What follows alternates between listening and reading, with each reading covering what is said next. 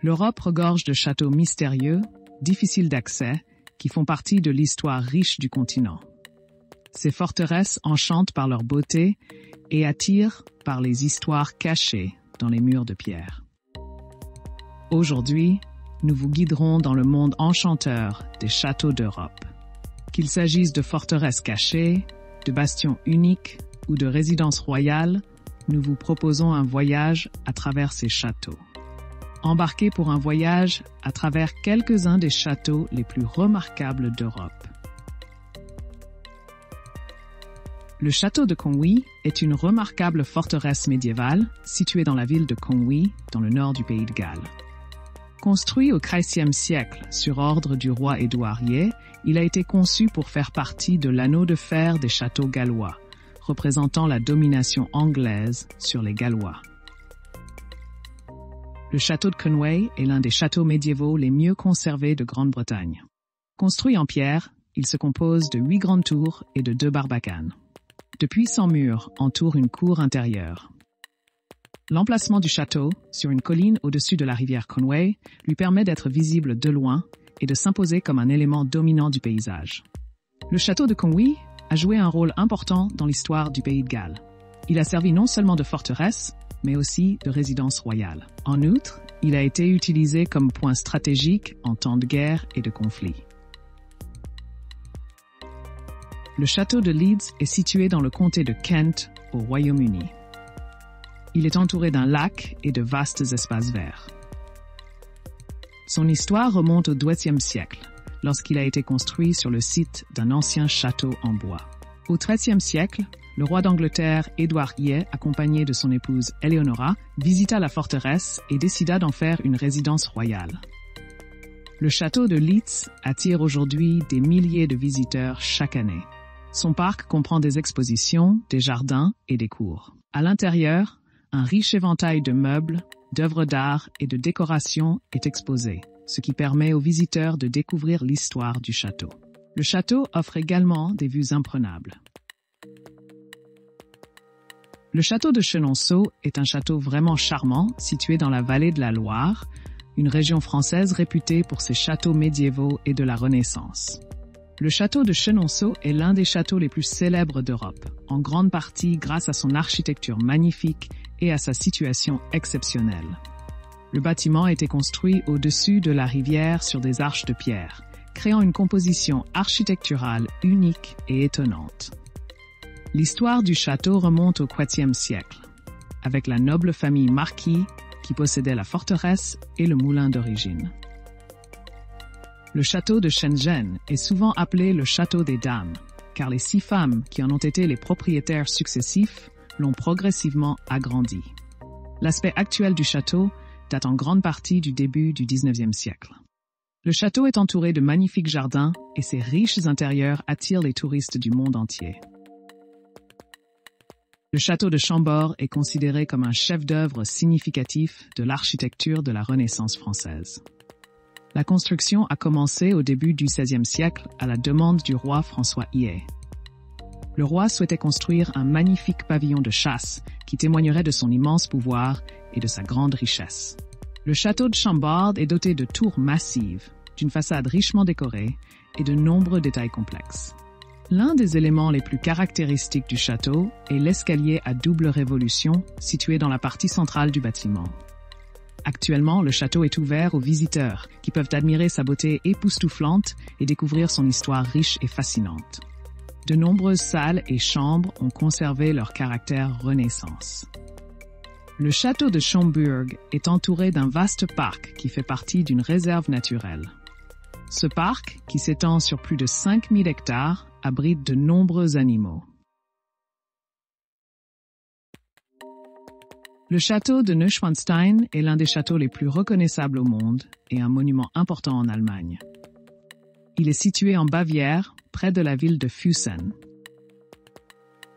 Le château de Neuschwanstein, souvent considéré comme la quintessence du château de contes de fées, illustre le style architectural romantique. Le roi Louis II de Bavière a commandé ce château dans la seconde moitié du XIXe siècle. Louis II était un grand admirateur de l'art et de la littérature. Et l'idée de construire le château est née de sa profonde fascination pour les opéras du célèbre compositeur Richard Wagner. Le château de Neuschwanstein se caractérise par des tours imposantes, une façade décorée de manière exquise et une vaste cour. À l'intérieur, on trouve de riches décorations, des peintures murales et des détails élaborés. Le château de Neuschwanstein était encore inachevé à la mort du roi Louis II. Néanmoins, il a été ouvert au public quelques semaines seulement après sa mort. L'une des vues les plus époustouflantes du château est visible depuis le pont Maria. La vue sur le château, niché au milieu des montagnes et des lacs, est incroyablement pittoresque et à couper le souffle. Le château de Rajany, également appelé château de Prague, est un énorme complexe de châteaux situé sur une colline. C'est l'un des plus grands châteaux du monde et un monument clé de la République tchèque. Le château de Rajany a une longue et riche histoire qui remonte au XIXe siècle, époque à laquelle il y avait un château en bois sur le site. Pendant de nombreux siècles, ce château a servi de siège au souverain tchèque. Aujourd'hui, il abrite le siège du président de la République tchèque. La structure du château est une collection fascinante de bâtiments qui sont entretenus dans différents styles architecturaux. L'une des caractéristiques les plus distinctives de la colline du château est la magnifique cathédrale Saint-Guy. Ce splendide édifice gothique se caractérise par ses tours d'une hauteur impressionnante et sa façade richement ornée, ainsi que par son intérieur véritablement monumental et ses magnifiques vitraux éclatants. Une autre attraction fascinante du château de Rajany est l'ancien palais royal, qui comprend la salle Vladislav, la chapelle de tous les saints et la salle du trône. Le château de Přežama est un château extraordinaire, situé dans le village slovène de Přežama, dans le sud-ouest du pays. Il se distingue par son emplacement à couper le souffle. Au XIIe siècle, ce château a été construit à l'intérieur d'une grotte massive. Ces vestiges peuvent être observés au plus profond de la grotte et sont intégrés dans les différentes pièces du château. Plus tard, au XVIe siècle, le château a été agrandi pour prendre sa forme actuelle. Le vaste réseau de couloirs de la grotte, dont une grande partie se trouve sous le château, a servi de cachette et d'abri à la population locale pendant le siège.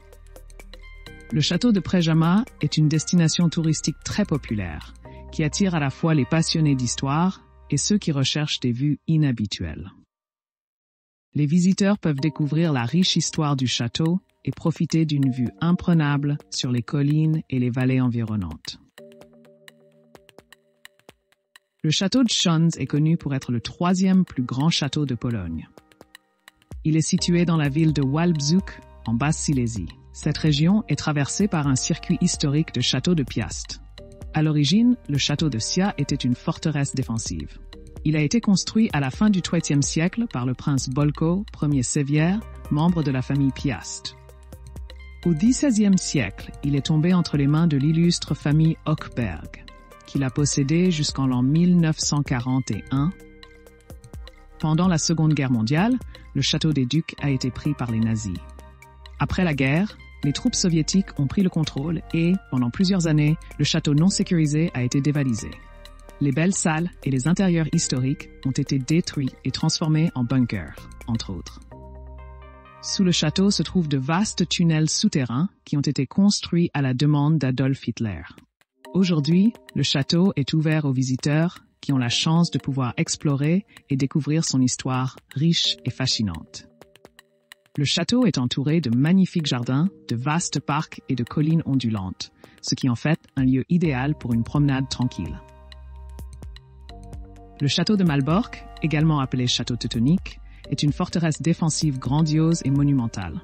Il est situé à Malbork, dans le nord de la Pologne. C'est le plus grand château de briques du monde et l'un des sites historiques les plus importants de Pologne. Construit par l'ordre teutonique en plusieurs phases, du XVe au milieu du XVe siècle, le château de Malbork a servi de siège central et de principale forteresse en Europe. Le château est divisé en trois: le château haut, le château moyen et le petit château, également connu sous le nom de pré-château. Ils sont reliés entre eux par des fortifications et un mur de défense. Le château comprend des appartements, une chapelle, un réfectoire et de nombreuses chambres et galeries. En outre, les cours intérieures sont ouvertes au public. Le château de Trikai se trouve sur le lac Galvei, en Lituanie, dans le village de Troši. Il s'agit principalement d'une reconstruction datant de la seconde moitié du XXe siècle. Le château de Trakai a été construit sur une île au cours des XIVe et XVe siècles par le grand-duc lituanien Kęstutis et son fils Vytautas.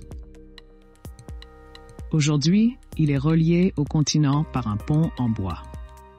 Le choix de ce site a été influencé par sa position stratégique et la protection supplémentaire apportée par l'eau environnante. L'architecture du château mêle les styles gothique et Renaissance, et la brique rouge lui confère un aspect unique. Le château de Trikai est désormais accessible au public. C'est tout pour aujourd'hui. Levez le pouce, abonnez-vous et à bientôt.